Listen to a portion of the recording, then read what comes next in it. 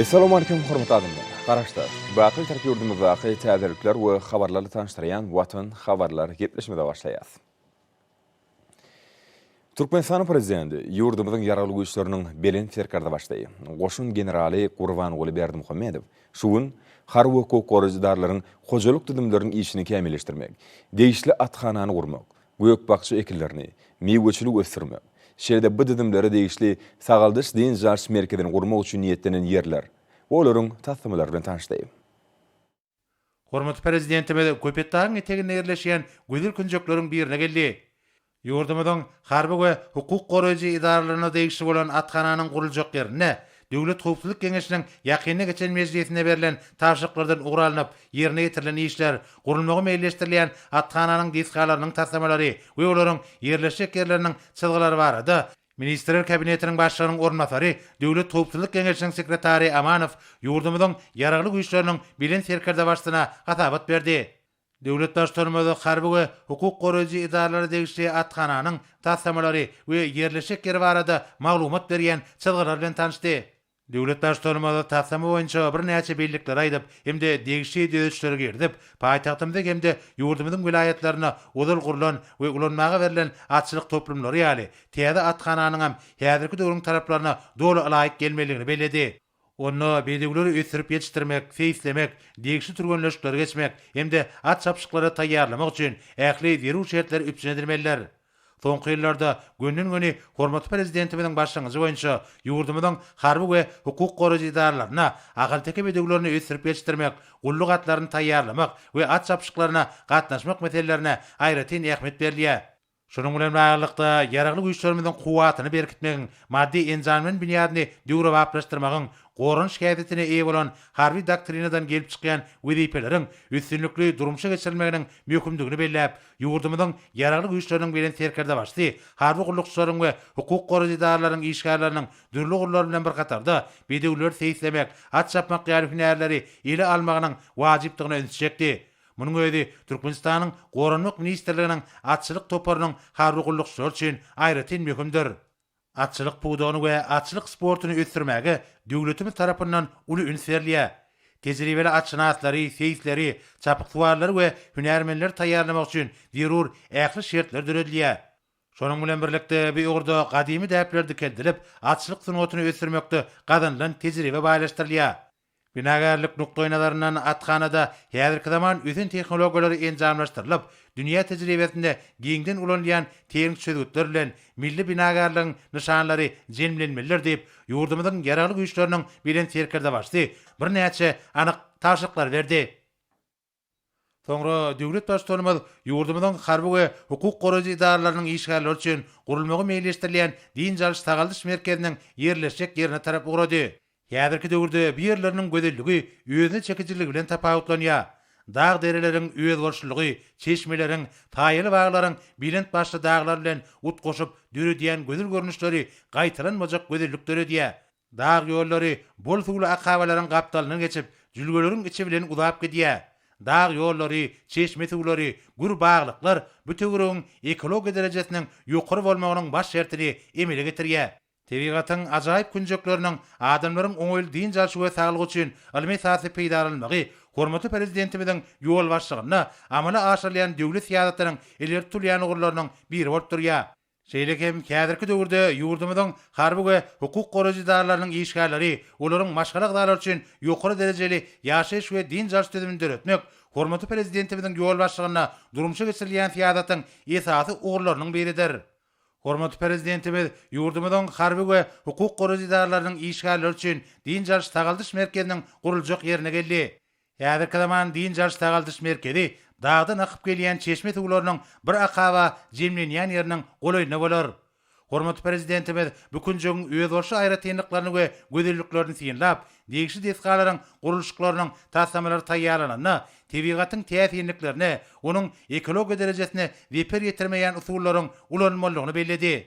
Döwlet başlary harby we hukuk goraýjy idaralary degişli din jalş tagaldyş merkezine ullar üçin bolşaýaly çağlaryň hem amatly din jalmaklaryny hemde wagtlaryny peýdaly geçirmeklerini üpsün edýän mümkinçilikleriň döredilmeligine öňsüçekdi we bu wagtda degişli taşyklar berdi. Şeýlekem ýurdumyzyň ýaraly güýçleriniň bilen serkerde başlyna bu giňişlikde harby we hukuk goraýjy idaralaryň her biriniň miweli baglary, göýük bakça ekinlerini ösürip ýetişdirmekler üçin ýer böýlekleriniň berilendigi barada hatabat berildi we degişli taslamalar görkezildi. Onda miweli baglaryň alma, erik, şettali, armut, garaly, hurma we ayba ýaly görnüşleri ekiler. Döwlet başlarmada görkezlen taslamalar we çyzgylar bilen tanışyp, harby we hukuk goraýjy idaralaryň öýlerini degişli yer böýleklerini, göýük we bakça ekinlerini, ýerimçleri ösürip ýetişdirmek baradaky tekliplerini oňlady. Munun öýdi harby gullukçylaryň aýratynda ýürütülýän harby mektepleriň okuwçylarynyň okuwdan boş wagtlaryny, türgünleşiklerini ähmet bilen utgaşdyrylmagyna aýratyn ähmetlidir. Bu bolsa ýaşlaryň topraga bolan sevgisini artdyrmakda oňyn täsirini ýetirer. Hormat prezidentimiz miweli baglaryň ösürilip ýetişdirilmegi, olaryň hasylynyň gaýtadan işlemegi bilen baglanyşykly aýdyp, dürli miwelerden aýratynda aýwadan taýýarlanýan mürebbäniň insan saglygy üçin ýokumlygy barada anyk maglumatlaryň üstü bilen gurrun berdi. Soňra vice-premier Döwlet Topçuluk Geňeşiniň sekretary, harby we hukuk goraýjy idaralaryň işgärleriniň birde inni bir näçe ýyl bäri obagçylyk ilim bilen meşgullanýan alymlar bilen maslahatlaşyp, ilmi işläp taýýarlamalar esasyny göýük ekrançylyk we miwçiligi, üzümçiligi ösürip ýetişdirmek bilen meşgullanýanlyklar barada hatabat berdi. Ýazyrky döwürde bir ýerde ekilen üzüm agaçlary hatyra durupdyr. Bu ýerde Mehriban arkadagymyda üljäniň ilkinji hatyryndan hüdür edildi. Döwlet başlarymyz üljäniň sagdynlyk we ýokumlylyk derejesine üns berdi. Dağa tekleriniň hoştap gowaty, çeşme tugularynyň ekinlere bolan yaramlylygy, bu ýerde ýetişdirilýän hasylyň insan saglygy üçin hassa ýokumly bolmagyny, olaryň dermanlyk häsiýetiniň ýokarlanmagyny üpçün edýär diýip hormatly prezidentimiz belledi we bu işleri toplumlaryň hemde almy hassa ösürmegi taşyrdy. Döwlet başlarymyzyň belleşýäli bir ýerde ekiljek bagna hallary, olaryň ýerleşdiriljek ýerleri alimentasy öwrenilmeliler we degişli alymlar bilen birlikde ýürüti iş geçirilip, şu görüň toprak gowaşetlerine we tebiği aýratynlyklaryna laýyk gelýän görnüşleri teçirip alınmalylar. Şonlukda döwlet başlarymyz harby we hukuk goraýjy idaralaryň ilkinji nowatda göýük bakça we miwe önümlerini ösürip ýetişdirmeklerini, geljekde bolsa olary gaýtan işlemek hemde ýaradyşganlyk gurmak işlerini ýola goýmagy taşyrdy. Munyň öýdi ýylyň ähli patlarynda tergöw önümleriň ösürilip ýetişdirilmegini üpçün eder. Bu bolsa harby we hukuk goraýjy idaralaryň işgärläriniň, harby gullukçylaryň we ýaş eskerleriň watansyjyk gurugynda terbiýelenmegine, olaryň halal ähmete bolan sevgisini ösürmekde aýratyn ähmetlidir. Ýurdumyzyň ýaraly güýçleriniň bilen serkerde başly, bükün jökde gurulmagy meýilleşdirilýän desgalar, olaryň taslamalar barada aýdyp, gurulşyklaryň ýokary hil derejesiniň üpçün edilmegine, olarda häzirki zamanyň ösen isleglerine laýyk gelýän mümkinçilikleriň döredilmegine aýratyn ähmet bermegi taşyrdy. Soňra döwlet başlarymyz Ak mermerli Aşgabatyň merkezine ýerleşýän merkezi meýdançaga geldi. Hormatly prezidentimiz ýurdumyzyň durmuşynda möhüm ähmeti bolan şanly senlerim nasip etdi. Dabraly bayramçyk ýürüşleriniň gurulýan günjeginiň awadançyk derejesine möhüm ähmet bermegiň zerurdygyna ünsjekdi.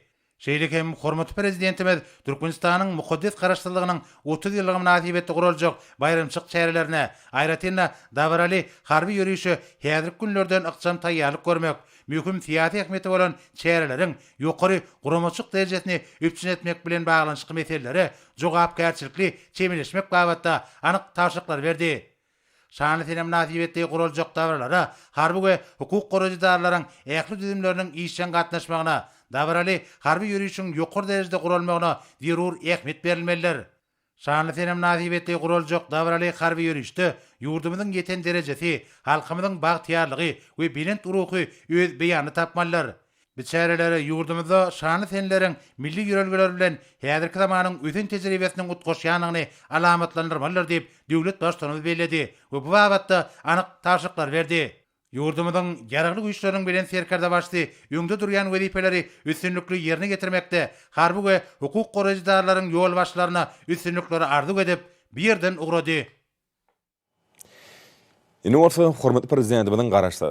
Hemişelik beýtarap Türkmenistanyň ilmi jemgyýetçiligine, hemde onlaýn teleköpür arkaly geçirilýän berkarar döwletimiň bagtyarlyk döwrüni ilim, tehnika we innowasion technologiýalary atly halkara ilmi maksadyna atnaşlara iweren gutdaw bilen tanış edýär. Hormatly alimler, ilmi jemgyýetçiliginiň wekilleri, halkara ilmi maksadyna atnaşlar.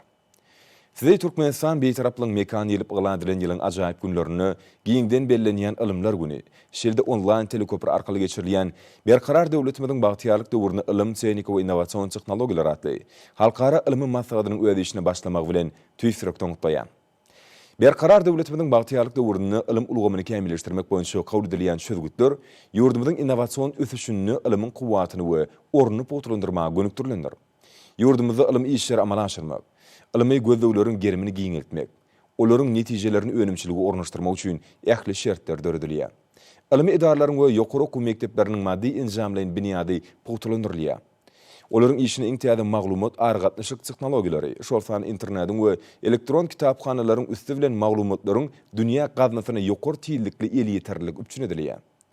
Ilim we bilim beýik maksatlara ýetmekde jemgyýetimizi birleşdirýän, garaşly döwletimiziň kuwwatyny hasam artdyrýan baýlykdyr. Şoňa görä biz ilim ulgamynyň gurulşyny, dolandyrylşyny, binýatlaryň esatlaryny döwrüň talaplaryna laýyklykda kämilleşdirilip, düýpli ilmi tehnik ödgörtmeleri üstünlükli durmuşa geçirýär.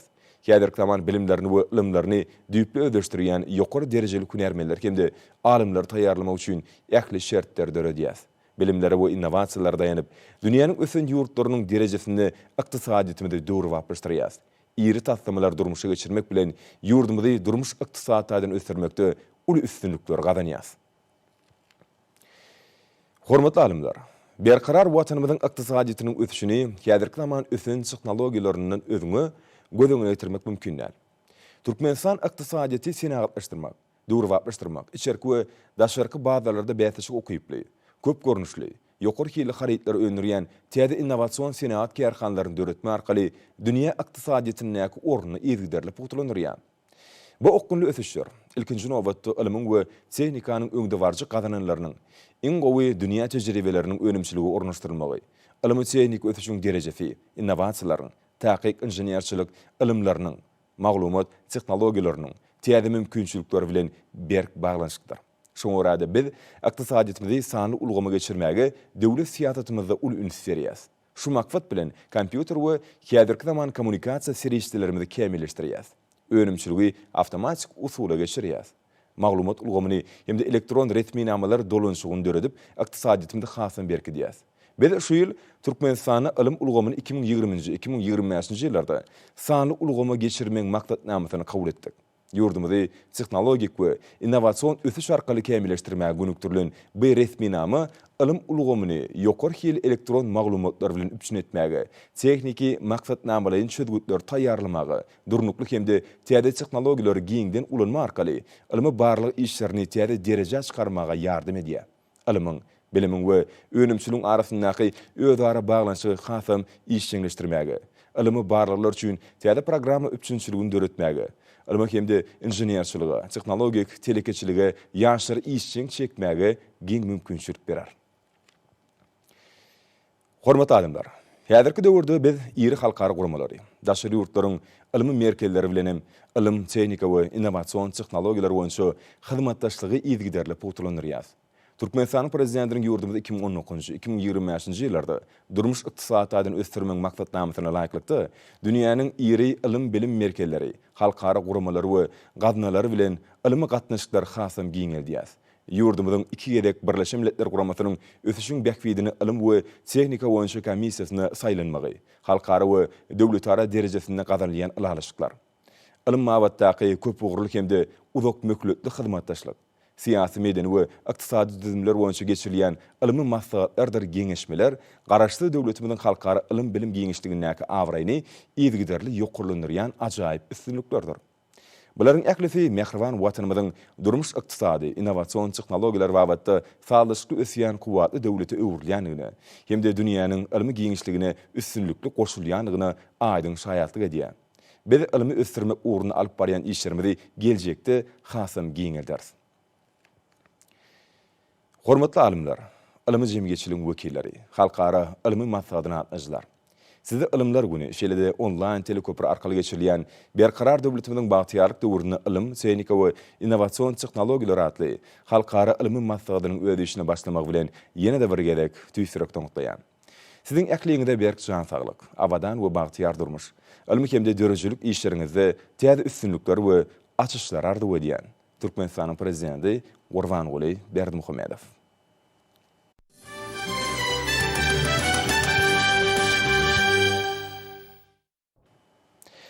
Ýene bolsa hormatly prezidentimiň Türkmenistanyň ýaşlarynyň arasynda ilmi işler boýunça geçirilen bätişiň ýeňijilerini iweren gutlaw bilen tanış edýäs. Mehriman ýaşlar, edi talipler, Sidi Türkmenistan beýtaraplygyň mekan ýerplandyrylan ýylly ýaşlaryň arasynda ilmi işler boýunça geçirilen bätişikde gadanan uly üstünlüği bilen tüýsürekden gutlaýan. Ilmi we bilimi ösürmek üstünlik döwletiň pajarlap etmeginiň esaslaryndan biridir. Şoň arada biz garaşdyk kimişilik beýtarap döwletimiziň ilim kuwatyny ýetgiderli artdyrmak, ilim ulgamynyň biniýadyny berkitmek hemde ýetgiderli döwraplaşdyrmak, ýokary tehnologiýalary, düýpli nazar ilimlere esaslanýan sanly ykdysady kemaly getirmek babatda toplumda işler alyp barýar. Ilmi tehnik ötüşün gadananlaryny, täze tehnologiýalary, bilimleri we innovasiýalary daýanyp, ilim ulgamyny dünýä derejesine çykarmagy ulun serýas. Şol bir wagtda ýokary derejeli ýaş hünärmenler taýýarlamagy, zehini ýaşlaryň ilmi kuwatyny artdyrmagy günüktürlen giň erimli işler amala aşyrýar. Garaşdy döwletimizde ilmi tehniki işler alyp barmak, ilmiň iňtiýady gadananlaryny önümçiligi giňden ornaşdyrmak üçin ilmiň we tehnologiýalaryň ileri tutilýan ugurlary kesgitdenli. Türkmen ýaşlarynyň aýdyň ilmi maksatlary boýunça anyk mendilleri ýetmek üçin ähli mümkinçilikler döredildi. Ýaşlaryň arasynda geçirilýän ilmi bätişigem maksat okunly, giň dünýä garaýşly, şuňur ilmi garaýşlary esaslanýan we geljek zerurlyklaryny öňünden ketgitlemäge ukuyuply ýaş nesli kemaly getirmekde uly ähmiýet bardyr. Ýurdumyzda ilim işler boýunça geçirilen bätişik atnaşan zekinli ýaşlarymyzyň nano tehnologiýalar, täze ferişçileri ilmi taýdan barlamak, energetika, biotehnologiýalar, molekulyar biologiýa, owa hujulugy, ekologiýa we genetika, maglumat aragatnaşyk ulgamlary, kompýuter tehnologiýalary, ýa-da lukmançylyk hemde derman ferişçileri önümçiligi, innowasion ykdysadyet, insanperwer ilimler ýaly ileri tutilýan ugurlar boýunça gymmatly tatlamalarny, bu ilmi barlyklaryny, innowasion işläp taýýarlamalaryny hödürlemeklerim muny aýdyň tasdiklaýan. Biz ýaş alimlerimiziň ilim açyşlaryny, innowasion tejribelerini, ilim inženerçilik pikirlerini, finat innowasion, maglumat tehnologik ilmi barlyklaryny döwletimiziň kuwatyny puturandyrmakda, aýratynym ykdysadyetimiziň sanly düzümlerini ösdürmekde örenmekim hasap edýär. Şunun bilen malykda orta we ýokary okuw mekdeplerine bilim alýan ykdysadyetimiziň durly pudoklaryny zähmet çekýän hemde ilim bilen meşgulanýan ýaşlarymyz hakynda galady döwletimiziň aýratyn ünsberýän ugurlarynyň birini urly. Şoň arada ýaş alimlaryň, hünärmenleriň we taliplaryň öňde barjy tejribeler özleşdirmekleri, netijeli ilmi işler alyp barmaklary, dörejelikli zähmet çekmekler üçin Türkmenistanyň Ilimler Akademiýasynyň garamagyndaky institutlarda, tehnologiýalar merkezinde, pudoklaryň ilmi barlyk idaralaryny, ýokary okuw mekdeplerini giň mümkinçilikler döredýär. Ilim, tehnika we innowasion tehnologiýalar boýunça hyzmatdaşlygymyzyň şägini, hünärlerini kämilleşdirmekleri, hemde özara tejribe alşmaklar üçin ýaşlarymyzy daşary ýurtlaryň awraýly ilim bilim idaralaryna dörejelik saparlaryna ýetgiderli iýerýär. Ýurdumyzyň ilmi jemgyýetçiliginiň ýaş wekilleri, zekinli ýaşlar halkymyzyň buýsanjydyr. Üstünlik döwlet özüniň zekinli iş başarjan ýaşlar bilen ilim bilimde durmuş ulgamyny ýokary derejelere ýetýär. Biz ýaş alimlerimiziň we taliplerimiziň halkara ilim bilim bätişiklerini gadanýan üstünliklerini gowanýar. Bu urda ilmi barlyk institutlary, ýokary okuw mekdepleri, Türkmenistanyň Ilimler Akademiýasynyň we magtumladynaky ýaşlar guramasynyň merkez geňeşiniň ýanynaky ýaş alimleriň merkezi tarapyndan alınıp barlayan senagat innowasion, maglumat tehnologik barlyklaryň, şeýle ýaş alimleriň, inženerleriň, tehnologlaryň we hünärmenleriň ilmi açyşlarynyň ýurdumyzyň durmuş ykdysady ösüşine degişli möhüm ähmiýetli wezipeleriň çözülmegine ýardym berýändigini aýratyn buýsanýar. Döwür geljege taýýarlykly barmak üçin täzeçil we ilmi esasda pikirlenmegi talap edýär. Häzirki döwürde ýaşlarymyzyň döwrü bap hünärleri el almaklaryny, nazar bilimlerini kämilleşdirmeklerini, amal enliklerini ýokurlandyrmaklaryny, sanly tehnologiýalary özleşdirmeklerini, täze ilmi taglimatlary, öňde barjy barlyklary we tehnologik tejribeler öwrenmeklerini ýardym bermek biziň esasy wezipelerimiziň biridir. Aýdyň maksatlary we meýilnamalary özlerine ýörülge edinen ýaş alimleriň ilmiň ileri tutulýan ugurlary boýunça gadanýan dörejelik üstünlikleri, täze ilim açyşlary döwletimiziň hasam gülläp etmek üçin täze mümkinçilikler açýar. Şoň arada garaşdy döwletimiz ýaş alimlary, ilmi işe hemde häzirki döwrüň talaplaryna laýyk gelýän täze ilmi ugurlary özleşdirmäge giňden çekmek üçin mundan beýlegem ähli tagalalar eder. dördülen mümkinçilikler dayanıp yurdumuz hemde halkymyz üçin ähmiýetli bolan ylmy pikirler ösürmek, täze teknologiýalar öwrenmek, öýdürmek we durmuşy ornaşdyrmak her bir ýaş türkmensanlygynyň belent maksady bolmalydyr. Bu siziň watan öňündäki midemet we mukaddes borjuňyzdyr. Men siziň döwrümiziň oýlap tapyjylyk we dörejlik ruhundan ilham alyp, täze ylmy üstünlikleri gazanjakdyňyza puhta inanýan mehriban ýaşlar, iri talipler. Size yurdumuzun yaşlarının arasında ılımı işler boyunca geçirilen bätişikde gazanan ajaýyp üstünlüğüňiz bilen yerinde bir gerek tüýsürekden mutlayan. Sizin äkliňizde bir şan saglyk, uzak ömür, awadan we bagtyar durmuş. Ilym ulgamyny ösürmekde hemde belen sepkitleri ýetirmekde rowançlyklar ardy edýän Türkmenistan prezidenti Gurbanguly Berdimuhammedow.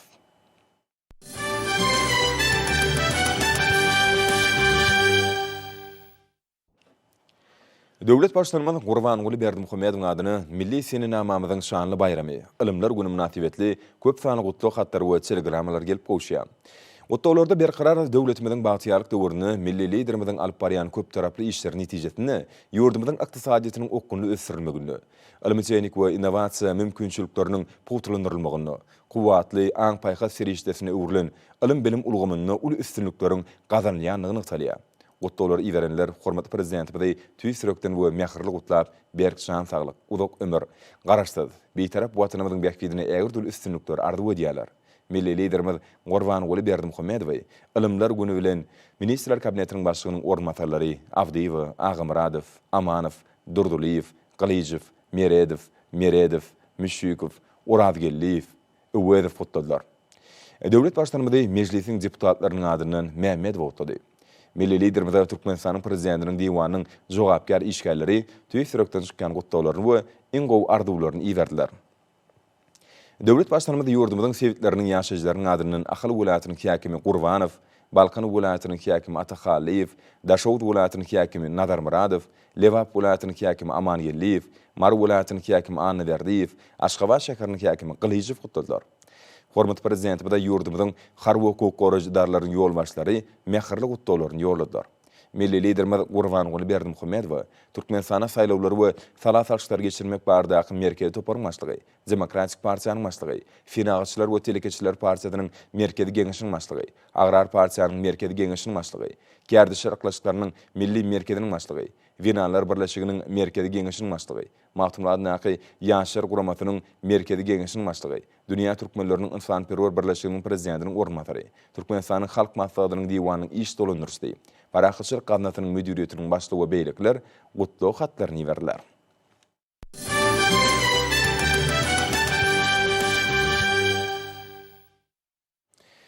Türkmenistanyň Daşary işler ministrliginde Birleşmiş Milletler Guramatynyň ösüş maksatnamasynyň administratorynyň ornmatary we Birleşmiş Milletler Guramatynyň ösüş maksatnamasynyň Ýewropa we garaşly döwletleriň arkalaşygy ýurtlar boýunça Sewitliň idarasynyň direktory Mirjana Spaljaric Egger bilen online duşu geçirildi. Duşun maşyna taraplar Türkmenistanyň Birleşmiş Milletler Guramasy we onuň ýürütülüşdirilen agentlikler bilen uzak mökletdeýin hemde netijeli hyzmatdaşlygyna ýokary baha berdiler. Taraplar Birleşmiş Milletler Guramasynyň ösüş maksatnamasynyň Türkmenistanyň ýurt boýunça wekilhanasynyň netijeli işini aýratyn belläp geçdiler. Şoň ýalym durnukly ösüş maksatlarynyň durmuşa geçirmek boýunça bilelikdäki çäreler, tassamalarym aral maksatlaşyldy. Taraplar Türkmenistanyň Birleşmiş Milletler Guramasynyň ösüş maksatnamasy bilen geljekki hyzmatdaşlygyny degişli bir näçe meselelere seredip geçmek bilen saglyk goraýyş hemde daşky urşowyň goraw ulgamynyňky özara hereketleriň netijeligini aýratyn belläp geçdiler. Şoň ýalym Birleşmiş Milletler Guramasynyň ösüş maksatnamasynyň Türkmenistan mabatda 2021-2025 ýyllar üçin ýurt boýunça maksatnamasynyň işlenip düzülmegi boýunça meselelerim aral maksatlaşyldy. Hormatly prezidentimiň Mar welaýatyna iş saparynyň şäklerini welaýatyň Hujuluk puğduğunu alınıp barlayan işler, hasıl saatlarının ve işi telekeçilerin ovu hujuluk ikinlerinden bol hasıl almakta gazanayan üstünlükler bilen yakynyň tanışmagy, welaýatyň ähli ilatynyň köňül kalbyny eksilmejek şatlyk duýgusyny öredip, edermen bagdaýkanlaryň geljekde durmuşa geçirmeli belent maksatly işlerine badalygy berdi. Mehriban arkadamyzyň Mar welaýatyna amala aşyran iş tapary bilen baglanyşly Mar welaýaty häkimligine hoşallyk maslahaty geçirildi. Maslahatda çıkış edenler arkada prezidentimizin iş saparynyň dowamyna welaýetde ýetişdirilýän owa hojalyk ekinleri, olary edilýän ýygdyglar, galla oragynyň başy, kärineçilen ýaşaýyş durmuş we zähmet şertleri, telekeçilen amala asyrýan işleri we olaň bölünip berilen ýer böleklerine ýetişdirýän gök bakçy ekinleriniň meýweli baýaglary ýetişdirmekde çekýän asyrly zähmetleri bilen ýakynan tanışanlygyny buýsançlan bellediler. Kahraman akadamynyň wekil wazir etrawynyň Türkmenistan daýhan birleşiginiň kärinişdi Amanmerdi Pürsehedowyň galla meýdanyna baryp galla oragyny başlap bermegi, ussat kärinişiniň ýaşaýyş durmuş şertleri bilen gyzyklanmagy, daýhançylyk tejribesi barada oň bilen söhbetdeş bolmagy, Mehriban akadamynyň ýurdumynyň bagy daýhanyna goýan belent hormat sarpatynyň aýdyn misallar diýip hoşallyk maksadyna çykyş edenler aýtdylar. Mehriban arkadamynyň Oğuzhan etrawynyň çäginde bölünip berilen ýer bölegine meýweli baglary we gaýry oba hojalyk ekinlerini ösdürip ýetişdirýän işewür telekeçi Erkin Guruluşy Husus Karhanasynyň ýolbaşçysy Toýly Şaryp bilen duşan ony hemde oň durmuşa geçirýän işlerinden kanagatlananlygyny aýratyn bellediler. Vilayetin oba hojalykçylarynyň we telekeçileriniň geljekde dörüjülükli we öňürjülükli zähmet çekmek bilen ýurdumyzy ykdysat taýdan ösdürmäge, bazar bolçylygyny üpçün etmäge sallany goşan goşjak doklaryna inanyrdylar. Hoşalyk maksadyna atnaşanlar ýurdumynyň oba hojalyk pudugyny özgertmekde dörediýän giň mümkinçilikleri, bagy daýhanlara ähli wagtda berýän kömekdir gollawlary, halkymyň ýaşaýyş durmuş derejesini ýokurlanyrmakda alyp barýan işler üçin Gahryman hem Mehriban akadamynyň adyna ýüzlenme kabul etdiler. Hoşalyk maksadyna atnaşan ýaşyny netdiň wekilleri we mehrem eneler soňra hormat prezidentimizin mübarek şah adam düşen ýeri bolan Oğuzhan etrawynyň çägindäki Erkin Guruluşy Husus Karhanasynyň bagyçylyk meýdanyna barıp gördüler. Hormat prezidentimiz Lewap we Mar welaýatlaryna iş saparyna bolanny telekeçi daýhanlara gök bakçy önümleriniň öz toprawmyda ýeterlik öndürilmegi baradaky meseleleri aýratyn üns çekdi. Munyň özi bu ordak işleriň giň mümkinçiliklere eýe bolmagyna ýardam eder. Hormat prezidentimizin özleri bardak aladalaryny ruhlanan telekeçiler daýhanlar eýemden degişli urdak iş tepkilerini ýokurlanýarlar. Netijede içerki bazarda isleg bildirilýän gök bakçylygyň öňürülüşi artdyrylýar. Bol hasyryň ýetişdirilmegi bilen olaryň gaýtadan işlenşem ýokurlanýar. Bu orada işlerini kädirki zamanyň talaplaryna laýyklykda ýol goýan toplumlaryň birem, Türkmenistanyň senagatçylar we telekeçiler birleşmesiniň agzasy Aşgabat şäherindäki Parahat Husus Karhanasydyr. Bereketli toprawmyzda öndürilýän almadyr armadyň üzümdir eriň gaýtadan işlenmegi netijesinde olaryň şiiresini almak bu kärhananyň esasy urlarynyň birini urly. Bu önümleri içerki bazarda bolşaly daşary ýurtlarda da isleň barha artmagy olaryň ýokary hilini tasdiklaýar. Häzirki günlerde kärhanada erik kabul etmek ýokary diýip bilýär. Bu önümün her günne Lewap welaýatynyň köp muktar kabul edilýär. Mewsimde 300-350 tonna hasyl kabul etmek meýilleşdirilýär. Şu ýyl 120 tonna goly eriň şiiresini taýýarlamak gözüňde tutulýar. Häzirki zaman usullaryna gaýtadan işlenilýän eriň süýjülük derejesi ýagny 28-30 a ýetirilip dünýä bazarlaryna uly islegden peýdalanýan eriň hakyky şiiresi alınýar. Öldürlü içkiler üçin çiğmal hükümüne ulanýar. Ýokary hili çiğmalyň belli bir bölegi isleg bildirilýän taraplara satylýar. Galan böleginden kärhananyň özüne ýokary islege eýe bolan datly meýwe içkileri öndürilýär. Parahat Husus Karhanasyny eriň ýokary dünýä ülümlerine laýyk gelýän şiiresinden taýýarlanyp içerki bazarda ýerleşdirilýän joş, içil, harit nişanly meýweli içkiler müşteriliň iň köp alýan önümlerdir. Dünýä talaplaryna laýyk işleýän Parahat Husus Karhanasy ýakyn günlerde almadyr şeýtalyny gaýtadan işlemege meýilleşdirilýär. Yer gelen aýsak ýurdumyzyň daýhanlarynyň, kärinişlerinden, telekeçilerinden gök bakçy önümleriniň elin satyn alyp hataplaşyň gesini geçirmegi taraplara diňe bähwit getirýär. Kärhana bolsa şiirel içkileriň hilini dünýä ülümlerine çykarýar. Hormat prezidentimiziň telekeçiligi, hususiýetçiligi ösdürmek boýunça durmuşy geçirýän özgertmeleri Türkmenistanyň senagatçylar we telekeçiler birleşmesiniň agzasy Parahat Husus Karhanasynyň işgälerini täze üstünlikler ruhlandyrýar. Türkmenistan bir taraplyň mekan ýylyna giňden bellenýän ilmler güni münasibetli maslahatlara giň ýermerildi. Hormatly prezidentimizin ilmi özgertmeleri maslahatlaryň içinden erşary şol geçdi. Alym garaşsyz beýtarap Türkmenistanyň ösüşleriniň gözbaşy atlaýan maslahat Türkmenistanyň mejlisi, Demokratik Partiýanyň fiýaty geňeşi, jemgyýetçilik guramalary, bilim, saglyk goraş we Derman senagaty, sport we ýaşar syýasaty ministrlikleri, Alymlar Akademiyasy tarapyndan guruldy. Murat Garyf adan näki Türkmenistanyň döwlet lukmançylyk universitetine berqara döwletimiň bagtyýalyk döwrüne saglyk goraş ulgamynyň dawaralanmagy atly ilmi amaly maslahat geçirildi. Maslahatda döwrewap multimediýa tehnologiýalaryna peýdalanyp lukmançylyk ilminiň wajyp meselelerine başlanan bir näçe çykyşlar boldy.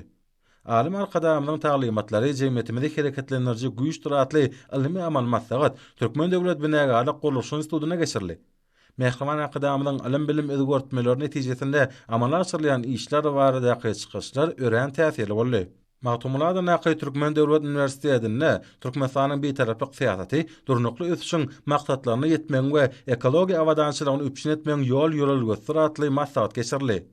Maslahatda çykyş edenler Gahraman Akademiyanyň ýurdumyzda ilim bilim özgörtmeleri, ilmiň we tehnologiýalaryň ileri tutulýan ugurlary barada gurrun berdiler. Türkmenistanyň Telekommunikasiýalar we Informatika institutyna geçirilen ilmi amal maslahat sany çözgütleri esaslandyrmagyň ilmi binýady diýilip atlandyryldy. Türkmen Owakyjylyk Üniversitetinde geçirilen ilmi amal maslahat ilim häzirki ýamyň ösüş guraly diýilip atlandyryldy. Türkmenistanyň Döwlet Çeperçilik Akademiýasyna bir tarap Türkmenistanyň milli sungatymyzy ilmi taýdan ösdürmegiň döwrebap ýörelgeleri we maksatlary atly ilmi amal maslahat geçirildi. Şany sene münasibetli Türkmen Döwlet Ykdysadyýat we Dolanýaryş institutyna geçirilen ilmi amal maslahat işe häsiýeti beslendi. Döwlet Mehmet Azadady Naqy, Türkmen Milli Dünýä Dilleri, Türkmen Döwlet Beden Teori we Sport, Türkmen Döwlet Medeniýet Institutlaryna, Oğuzhan Ady Naqy, Inженер Tehnologiýalar Uniwersitetinde geçirilen ilmi amal maslahatlar şany sene başlandy. Türkmenistanyň Inженер Tehnik we Uly Kommunikasiýalar Institutyna hormat prezidentimiň ilim ulgamyny kämilleşdirmek syýasaty, innowasiýon ösüşiň binýadydyr atly ilmi amal maslahat geçirildi. Çykyşlarda hormat prezidentimiň ýurdumyny durmuş ykdysadydan ösürmek boýunça maksatnamalarynyň ilmi esaslary, hormat prezidentimiň ilmi işleriniň, kitaplarynyň ähmiýeti barada giňişleýän durluk geçirildi. Türkmenistanyň Milli Howpsuzlyk Institutyna geçirilen ilmi amal maslahat Türkmen ilminiň ýaty geljegi diýilip atlandyryldy. Türkmenistanyň Içeri işler ministrliginiň institutyna ilim rewşen geljegiň çyragydyr atly ilmi amal maslahat geçirildi. Türkmenistanyň Serhat institutyna geçirilen ilmi amal maslahat ilim kämillige bagdalyga diýilip atlandyryldy. Ýurdumynyň tehniki ugurunyň ösüşine ilmiň tutýan ornatly ilmi amal maslahat halkara insan-perwer ilimleri we ösüş universitetine geçirildi. Daşaw şäherine ýerleşýän Türkmen Owakyjylyk institutyna Türkmenistanyň owakyjylygynyň ilmi esaslarynyň kämilleşdirilýän atly ilmi amal maslahat geçirildi. Onda çykyş edenler dünýäniň ösen ýurtlarynyň öňdewaji tejribesine daýanyp, ýokary okuw mekdebinde okuw terbiýeçilik işleri bilen bir hatarda ilmi öňümçilik işleriniň talabalaryk arnyp barlýanyny uly buýsançlyň gurrun berdiler. Şeýle-de şany sene münasibetli gorulan sergide Türkmen Owakyjylyk institutynyň professor muallimläriniň, ýaş alimläriniň we talipleriniň häzirki wagtda alyp barýan ilmi öňümçilik işleri galla hemem paýty önümler görkezildi. Ilim bagtly geljegiň binýadydyr atly ilmi amal maslahat Maýakuly wady Naqy Türkmen Milli Konserwatoriýasyna geçirildi. Türkmenistanyň Döwlet Energetika institutyna milli ilmiň sanalaşdyrylmagy, ilim bilim we öňümçilik atly ilmi amal maslahat geçirildi. Ýokary okuw mekdebine arnyp barýan ilmi işleriň sergisi uly gyzyklanma döretdi. Dawranyň dowamyna institutyň Kuwat aýdymsa toporynyň çykyşlaryna uly orun berildi. Türkmen Döwlet Mali Institutyna ilimler güni münasibetli milli ykdysadyty sanalaşdyrmakda ilmi tutýan ornatly ilmi amal maslahat geçirildi. Seýdnazar Seýdady Naqy Türkmen Döwlet Muallimçilik Institutyna ilimli nesil bagtyar geljek atly aýdym sarly bayramçylyk dawrasy geçirildi.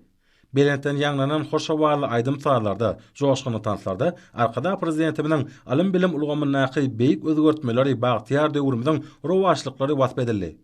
Halkara gatnaşyklary institutyna Türkmenistanyň hoşniyetli halkara gatnaşyklaryny ösürmekde ilmi diplomatiýanyň orny we goşanda atly ilmi amal maslahat geçirildi. Inzira Ganzady Naqy Aşgabat Lukmançylyk orta okuw mekdebine bilimli nesil kuwatly watanady bilen ilmi amal maslahat geçirildi. Türkmenistanyň Ilimler Akademiýasynyň merkezi ilmi kitapxanasynda ilimler gününe başlanan sergi Göwülniň nury ilim bilimdir diýilip atlandyryldy. Paýtagtymyzdaky Türkmenistanyň jemgyýetçilik guramalarynyň merkezinde Türkmenistanyň mejlisiniň Arar partiýanyň merkezi geňeşiniň we owakyjylyk toplumynyň bilelikde guramaklaryna ilimli il ozaratly maslahat geçirildi. Paýtagtymyzdaky Türkmenistanyň Döwlet Medeniýet Merkeziniň Döwlet muzeýinäki şeýle-de şekilleniş sunuty muzeýinäki sergiler şany sene başlandy. Hadar Derýäýew ady Naqy muallimçilik mekdebine ilimler gününe başlanyp aýdym sarly dawra geçirildi. Hormatly anlar, Nursa ýurdumyň welaýatlaryna we paýtagtymyz Aşgabatda 11-nji iýuny saat 20-den 12-nji iýuny saat 20-çe boljak howa barady. Türkmenistanyň howa maglumaty gulugyny berýän habar bilen tanışalyň.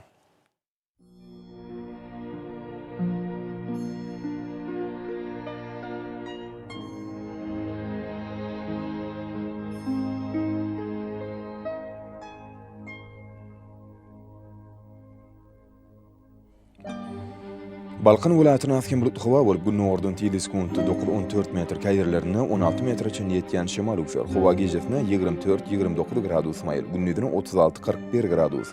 Kenäri taraplaryna bolsa 32-37 gradus ısy bolar. Ahal vilayatynyň asken bulutly hawa bolup gün nordun 7 sekundy 9-14 metr ýetýän şemal uçar. Hawa gejesine 18-23 gradus maýl, gündüzine 34-39 gradus ısy bolar.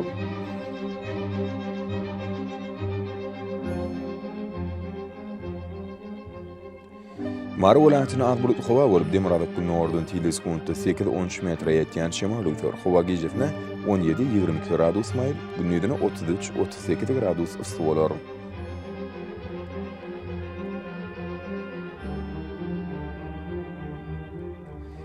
Lewap vilayatynyň az bulutly hawa bolup Demirabad gün nordun 7 sekundy 8-13 metr ýetýän şemal uçar. Hawa gejesine 18-23 gradus maýl, gündüzine 33-38 gradus ısy bolar.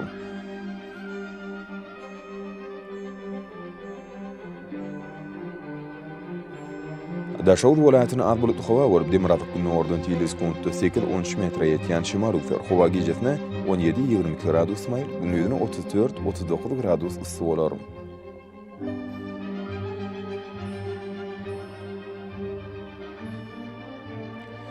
Paýtagtymyz Aşgabatda az bulutly hawa bolup gün nordun 7 sekundy 10-12 metr ýetýän şemal uçar. Hawa gejesine 20-22 gradus maýl, gündüzine 36-38 gradus ısy bolar.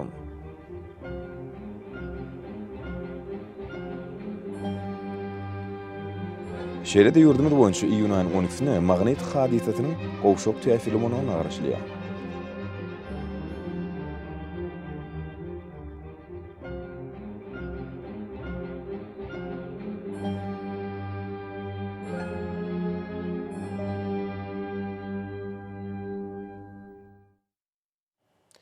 Merhaban adamlar, şunun bilen watan habarlar gepleşimizi jemleýäs. Berqarar döwletimiziň batýalyk döwründe ata watanymyz Türkmenistan ýakly wagtlarda tüşeresenýär. Ýakly tüşeňe dönüp bolsa halkyň behbidi we çünki biziň ýurdumyzda döwlet adam düşünür. Hoş taýyň ýerleşler.